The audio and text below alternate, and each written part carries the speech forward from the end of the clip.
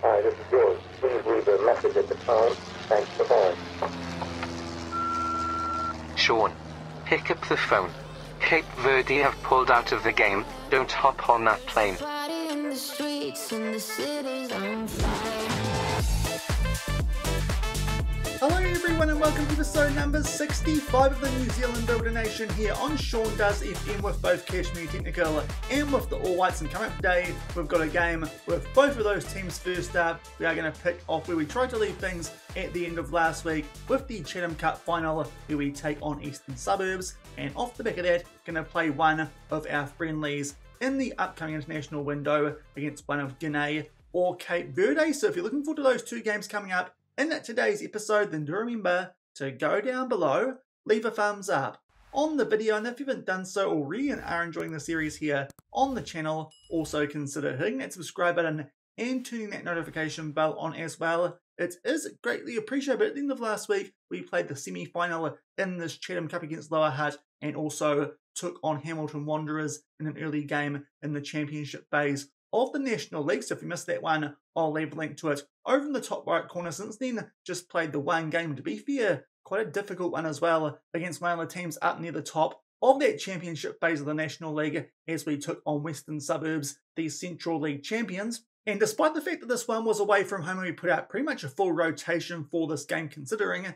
Chatham Cup final right off the back of this. We still managed to pick up a really good win. Early goal there to Gilbert off the back of the shot from, I think that was a tamer, which did come off the post, and then just before half-time, we did make it 2-0. Turner kind of slots through there to Hotman de Villiers and puts that one away in the bottom right corner. In early stages of the second half, our rotation players did put this game to bed. Taylor Tamer, lovely curving effort that one with his left foot. They did get a penalty just about to make their way into the last 10 minutes, and they did put it away through Toure, a player that we actually had here on trial going in to the start of this season or last season. Can't quite remember which one, but a very comfortable 3-1 win there, especially pleasing considering, as I said, we put out pretty much a full rotation for that game. So it does mean in terms of the National League Championship, we are unbeaten.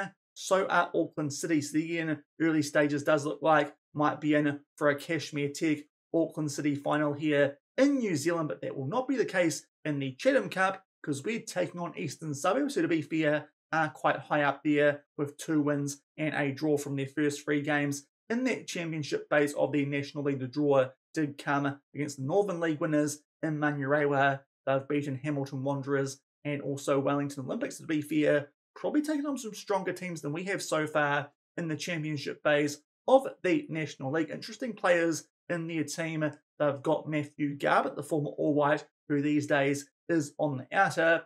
But I'd like to think this is a team that we can beat and hopefully lift the Chatham Cup for a 3rd season in a row, especially as this one is at the GMP. Almost lost a few players though for this game because the New Zealand Under-23 squad are currently doing a tour, and it coincided with this Chatham Cup final. So because of that, actually made quite a few players unavailable, the likes of Josh Hawkins and also Justin Keat, who for some reason actually got called up for the Under-23s, made them unavailable, which had repercussions, as you'll see later when we get to the all-white squad. But Mark Anderson, we did let go just to make sure he can't ruin a cup final like he did in the Champions League final last season back in 2029. But he is the only player we are missing because of the Under-23s. Also looks like Eastern Suburbs, they are missing Kenny Cowie, who, to be fair, is a player on my all-whites radar. So I think they're probably missing a more important player there at Eastern Suburbs. And also, before we get into this game, so we can focus off the back of this on the All Whites, bit of an interesting situation because Gil Paquette has just been called up for Angola. So I think Gil Paquette could be someone else we look to sell here at Cashmere Technical come the end of the season, or at least let go on a free with that contract expiring at the end of the season if he gets caps for Angola, which will be a bit frustrating because he's been here for a good 3 years now. That would be annoying if all of a sudden he gets called up for Angola now that he's getting reasonably close to becoming a New Zealander. But Gil Paquette has been called up for Angola, and also both teams with a player away with the New Zealand Under-23s. But as I said, I think Eastern Suburbs might be hit by that a bit more than we are, and hopefully we can make it 3 straight Chatham Cups at the GMP.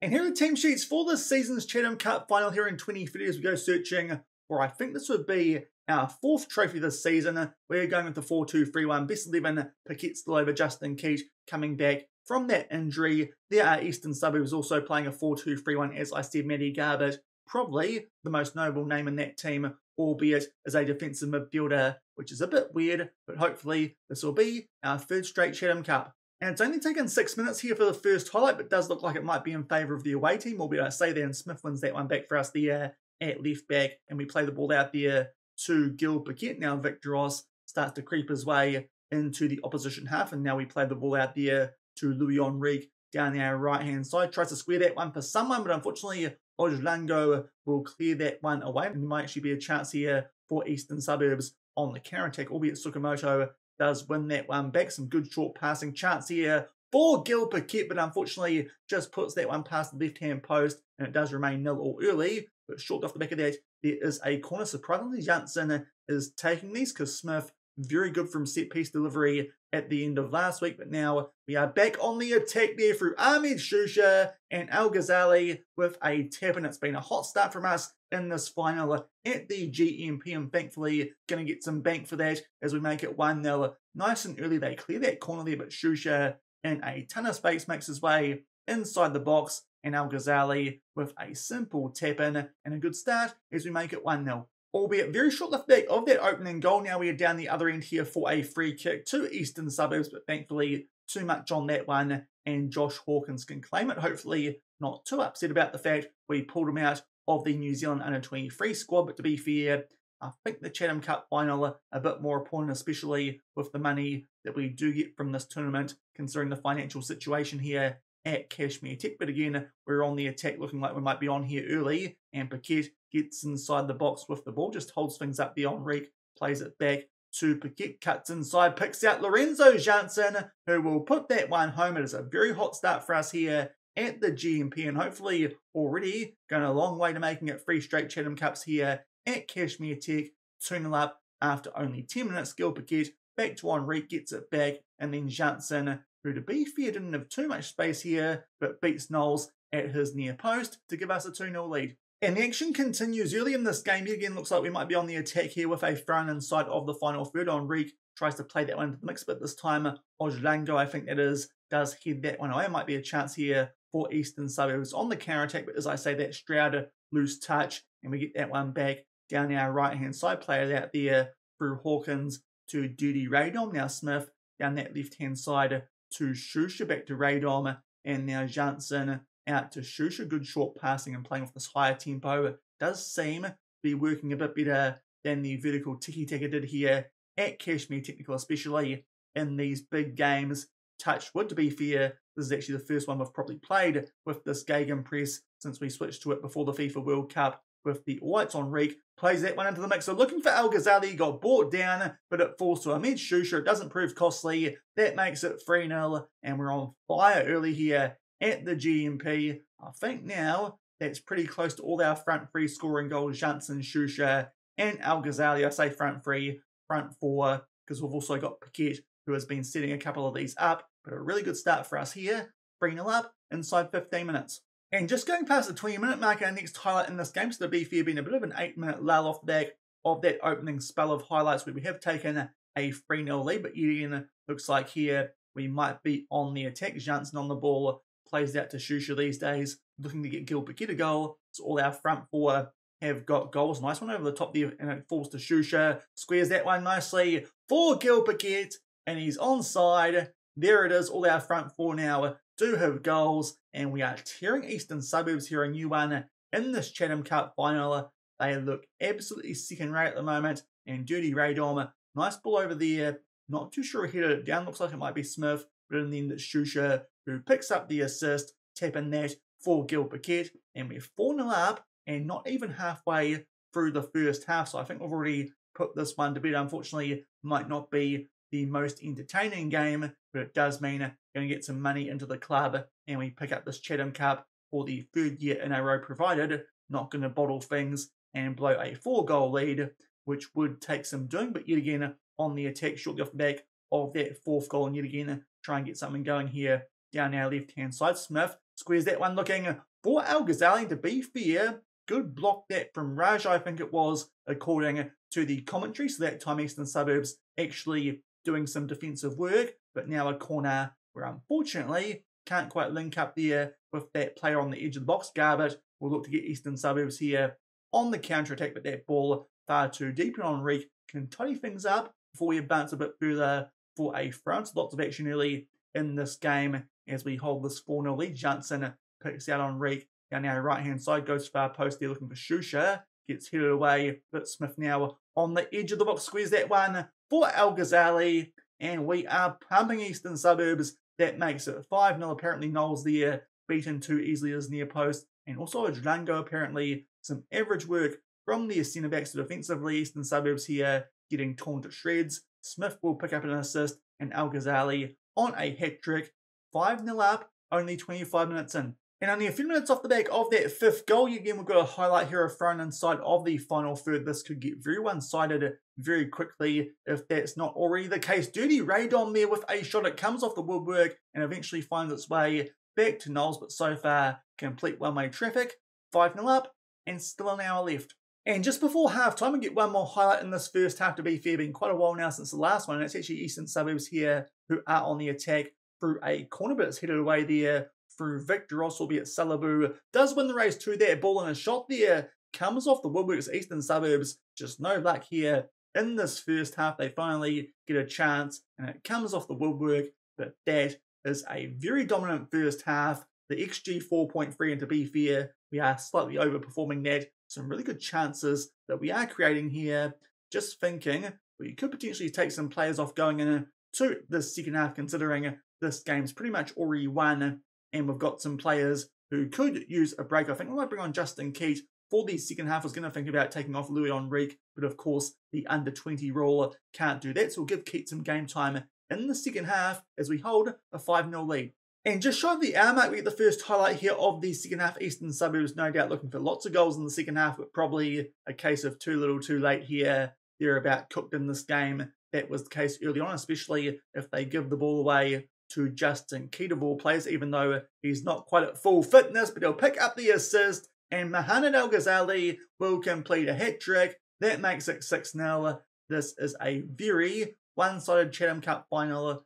Probably would have been more entertaining coming back maybe for the Auckland City game, but we're probably going to play them in the final the way the table's looking even at this early stage. But we're tearing them apart here. Eastern Suburbs down in Christchurch, 6-0 in front with a half hour left. And just about to make our way into the last 20 minutes of this game, might make some subs off the back of this highlight, give a rest to players like Victor Ross as well as Enrique to make sure that we can actually bring on Connor Kerwin, so we can take off Louis Enrique and bring on someone like Tomislav Barisic, but we're on the attack here again, and Justin Keith, nice little turn there to pick out Enrique, and good 1-2 between him and Lorenzo Johnson. Goes far post looking for Shusha, who could get on a double, but that one, it goes just over the bar. So it's still 6-0 here. We're going to make our last couple of subs, as I said, at the 69-minute mark. We'll bring on Kerwin for Victor Ross and Barisic for Enrique. Give those two a rest, as this one's pretty well under control. 6-0 in front with 20 minutes left.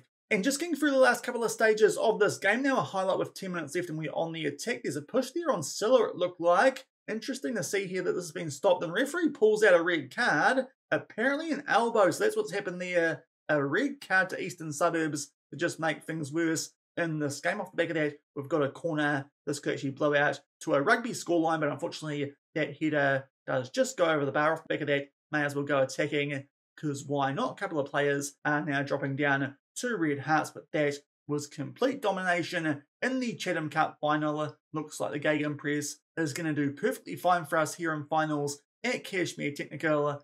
That is an absolute demolition job of Eastern Suburbs, and for the third season in a row, we are the Chatham Cup winners off the back of a 6-0 win. So a very one-sided Chatham Cup final here in 2030, but we pick it up there 6-0 over Eastern Suburbs. We've picked up the treble, the Chatham Cup, because of course the OFC Champions League did actually fall last season. It's the Chatham Cup Southern League and the Charity Cup. We can actually only make it 4 trophies until the 2031 OFC Champions League, even though that does kind of feel like it was part of this season. Also good to see we famously knocked Brazil out of the World Cup. Be dining on that for quite a while. We get £500 playing in the game but 200,000 for winning the competition, and of course all the prize money leading up to that, as you've seen over the course of the last couple of episodes. Everyone is quite happy with us, especially now we've made it 3 wins in a row in that competition. Shusha, 1 goal, 2 assists, very happy with him, but things going quite nicely here at Cashmere Technical, paying out a few bonuses, which does take away from some of that prize money, but still a pretty profitable tournament, that one, for us here at Cashmere Tech. That does mean now the finances not too bad. Let's hope that maybe by the end of the season we can get that in the white instead of the red, but we'll go forward and we'll come back for one of these friendlies against Guinea or Cape Verde. And we've gone forward to the date of our first international friendly in this upcoming window with the All Whites, as you can see, taking the sweatshirt off now, so I am fully in All Whites mode. Hopefully can build up off the back of that good World Cup we just had last week when we did make the quarterfinals at Turkey 2030. Just checking in to see if I'm an icon or legend yet at Cashmere Technical. Nope, just favoured personnel, even behind Nathan Walker. Did notice though that Adam Does FM, my son, is still favoured personnel, so before we do switch fully to All Whites mode, we'll just check in and see what's happened to my son. Since we did let him go, he's playing for Florida Fina. No idea where those guys are, so we'll just check where he's gone. He's gone to Perth or Western Australia, so that is a bit sad. If I knew that, I probably could have rescued him. Maybe just got him to stay here on a semi-professional contract once we did get into that situation. But to be fair, they're not doing too badly. They're in 5th in their local league there. I think if they win that, they might make their way up to something like the NPL Champions League. So not too far down the pyramid there in Australia. So he's doing a decent job. We'll just check how he's actually getting on in terms of performance over there. And he's doing very well, 4 goals in 9 games. If he can improve that, make his way up the divisions a bit more and continue the output, maybe we'll consider him for the All Whites, but probably not, because there's a lot better players out there than my son, unfortunately. But a quick check there on Adam Does FM, but now we switch to All Whites mode. I'm going to get through this pretty quickly because I'm not actually too sure what game we'll show you guys yet from this international window, so no bus trip because of that. But we're about to take on Guinea. These guys, in theory, should be the easier opposition in this upcoming window as they're equal 49th. I think Cape Verde are up around 44th. They've got some decent players in their squad. It's not listed there on the right-hand side, but they've got Alex Maliba, so that could be interesting. Definitely a team here that in the past we might have struggled against, but hopefully off the back of that good World Cup, now that we're 40th in the world, this is a team that we should be beating over at the Stade du 28 September. As I said, would usually do a bus trip for this, but I don't know which game we are going to come back for. We'll see which one's more interesting, or if that cancellation thing does happen. But in terms of our squad going into this window, actually a bit weaker than I would like. Justin Keat, we mentioned it earlier, the fact that we pulled him out of the under-23 team meant I couldn't pick him for the senior all-white team. So that does mean that we're not quite as strong as I would like to be at right back. Also, of course, we did have the retirement of Nico Kerwin, so that means Callan Elliott comes back in, actually starts this game with Darman not quite on a full green heart. Tyler Binden back, which is actually good after he missed the World Cup. And also, we are missing Michael Cornelius Beale with an injury, our starting deep line playmaker usually over at the New York Red Bulls, formerly of AFC Auckland. And as well as that, George McDonald, no EIEI goal because he's injured. So it does mean a recall for Ben Wayne. Other players who get in with those injuries are Hall Jones with that issue with Justin Keat. He stays there from the extended squad in the World Cup. Nick Baker is the backup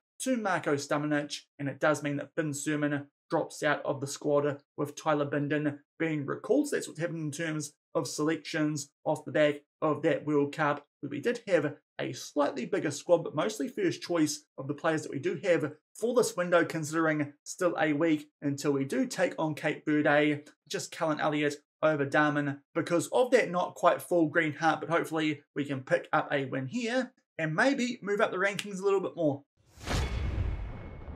And here are the team sheets for this Guinea friendly that we're going to play here in this international window. These guys 49th in the world, as I said, probably the star player there, Alex Mariba, and they are going with a 4-4-2, 49th in the world, and we are 42nd. There we are, as we ran through before, with those changes that we did make with the injuries, and also that funny issue with Justin Keat, considering the under-23 manager thought he'd select him. No chance, needed him for that Chatham Cup final, but hopefully a win here to keep our rise up the rankings going off the back of that FIFA World Cup. And it's only taken 8 minutes here for the first highlight of this game. It's a corner here in our favour, which Ben Old does take. Lucas Kelly-Heald plays that back out to him, seeing as no one of our players did get their head on the end of that corner, but early stages here does look like we might be the team on the front foot, which is very nice to see off the back of that World Cup. You'd expect it, I suppose, off the back of being able to beat teams like Brazil and Senegal and Chile, albeit I think Chile these days might be ranked below these guys, but that good chance there from outside the box for Louis Evans, but unfortunately decent save there from the Guinea keeper. Another corner, we try and float that one far post, and I think the Kelly-Heald actually got a hit to that, but unfortunately straight into the path of Kamara in goal, and that does mean it's still 0-0, but now we are back on the attack here at the 13-minute mark. Uelese is in behind starting this one with no George McDonald. He was onside as well, which was a bit surprising. Did think there he might be a little bit off, but unfortunately that one yet again straight to the path of the goalkeeper, who tips that one over the crossbar. We take a short corner. Unfortunately, can't do too much from it. Play it back to Libby, and the highlight gets cut out. But again, straight back on the attack with a corner. Kelly-Heald can't quite get his head on the end of that. Callan Elliott is back there to tidy things up, but so far, complete domination. Just need some reward for it. Now, Jamie Kelly loses out on the ball there, but it goes back to Stumnick. He's back on it yet again. Callan Elliott down that right-hand side tries to float that one into the mixer. It falls back out to him, takes on a shot which pretty much would have gone into an open net, but unfortunately puts it just wide. And still on the attack here now with a free kick. Pickering puts it far post, in fact, not Pickering, it was Stumnick. Not too sure how I've got those two mixed up, but finally we get a goal in this game, and it's actually from set piece. Didn't do this too much at the World Cup, but Kelly-Heald at the far post will head that one into the ground. A good start, and finally gets some reward as we take a 1-0 lead. Albeit only a few minutes off the back of that opening goal. Now we're down the other end here for a throw into Guinea. Maybe that's going to spark them into life, albeit a pass there gets blocked and it falls very kindly to Ben Old. So might be a chance for us here to do something on the counter-attack. Good run, and now Callan Elliott down that right-hand side, but then his pass gets blocked, and Guinea play that back to Kamara in goal. They pump that one deep, but Tyler Bindon would have been interesting to see if we could have potentially gone a little bit further at the World Cup if he was there. To be fair, probably not, but again, he gets us on the attack, and Josh Pickering will square that one for Ben Old. He's been pretty good at the early stages of this game, starting seeing as we got no Justin Keat thanks to the under-23 manager, but we make it 2-0. Quick fire double off the back of a very good early spell of pressure in this game. Josh Pickering, he will this time pick up the assist. To be fair, that shot from Ben Old did take a big deflection, but apparently still his goal, so it probably would have been making its way into the back of net, but right off the back of that, there is a highlight, and Guinea this time might be looking to strike back, but so far, really good performance here away from home. This game is over in Africa, obviously, as I mentioned that we could have done a bus trip before this game if I wasn't too sure if we're going to show you guys this one or the Cape Verde game, but so far, really good stuff from us here against a half-decent team away from home, and we continue to put pressure on here, even though Guinea are in possession of the ball. They play it one forward to Alex Mariba, and now he starts to charge forward. Really, first time we've seen him in this game. A Kamara there who's injured, not the goalkeeper, even though got the same initials and the same spelling, but it goes back to Alex Mariba. Good one to Kofti there, puts it far post, and it is Usman Kamara who will put that one home with a header goal. A bit of help there from the underside of the crossbar, but Guinea are right back in this one. To be fair, some quite good short passing in this passage, and also I think they've been old, got caught out a little bit defensively, but to be fair, that's a well-worked goal there from Guinea, and they're back in this one as it's 2-1 halfway through the first half.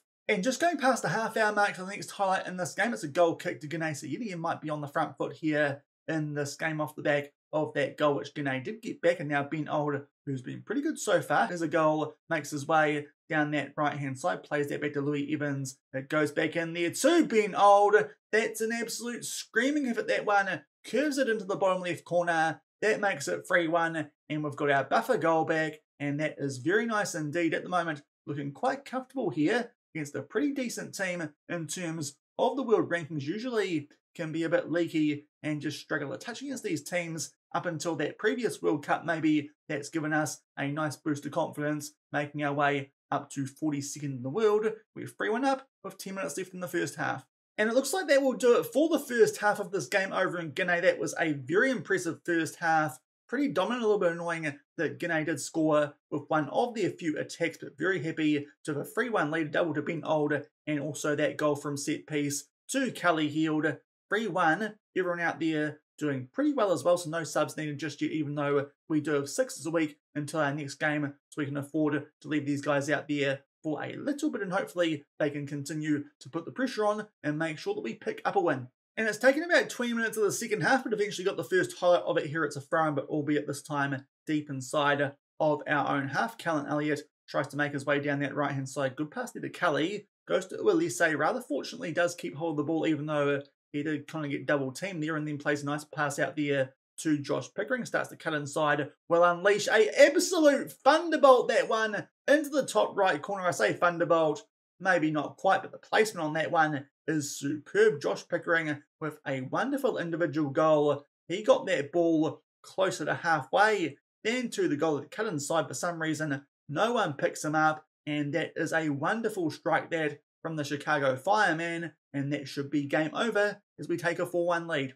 Albeit only a few minutes off the back of that goal to make it 4-1. Now we're down the other end here for a corner to Guinea, but a chance for us to do something here on the counter-attack as we hit that one away, and now Evans plays that one out to Pickering off the back of that superb goal. Now Kakache floats that far post looking for Ben Old, who is on a hat-trick, but unfortunately can't quite find him. Albeit a pass there from Guinea, and they lose out. Pickering to Old. Now Evans to Callan Elliott. He plays it back to Tyler Bin. So unfortunately, kind of blow there a chance on the counter-attack, but to be fair, 4-1 up, don't mind that too much. Unfortunately, Bindon, ball over the top there, won't find a teammate, and now there might be a chance here for Guinea to do something and maybe get this one back to a 2-goal deficit. Sissoko makes his way down that right-hand side. Unfortunately, get called out there big time defensively, and it was Mana Kamara, I think, that also puts on a hat-trick. I think he scored both goals for Guinea now in this game, but Sissoko makes his way down that right-hand side, and it was Mane. Just way too much pace there for our centre-backs and the rest of our defenders who are not trying to mark Sissoko. They make it 4-2. Still kind of in this game, but to be fair, feels like we're still the team well and truly on the front foot. We're going to take off Libby there on a 6.4 for Adam White. Also Jamie Kelly down to a red hard for Jay Herdman. Hopefully that just helps us finish this game off as we hold a 4-2 lead. And a couple of minutes on from those previous substitutions, now we're going to make another one because Callan Elliott's down to a red heart. Martin Damon to come on for him. And we're just making our way into the last 10 minutes of this game. We've got 6 subs in this international window. Do like to do that, seeing as it does still mean these games do count on the international rankings, but 3 players down to red hearts, our midfielders and the right wingers, so Bell, Baker and Hall Jones, they can all come on for the later stages of this game. We're going to praise the guys here when we get the chance, which unfortunately hasn't quite happened yet, but thankfully Guinea, the goals they've got haven't proven too costly for us. This will be a very impressive 4-2 win away from home, and based on stats, we definitely deserve that. XG was a bit less than what we got for both teams, but that is a pretty good performance. A 4-2 win looked very good, especially in the early stages of that game. Off the back of those first 2 goals that we did score, we went a bit to and fro, but that is a very impressive win. A 4-2 win over Guinea over in Africa. And thankfully I did record that first international friendly from that window, because as you can see over on the right hand side, we got cancelled on yet again by Cape Verde. That second friendly that we try and schedule in this October window just always seems to disappear. We'll just check and see what Cape Verde actually did when they were supposed to be playing us. And they were playing African Nations qualifiers, which kind of doesn't make sense. Not too sure why that wasn't also the case when we took on Guinea.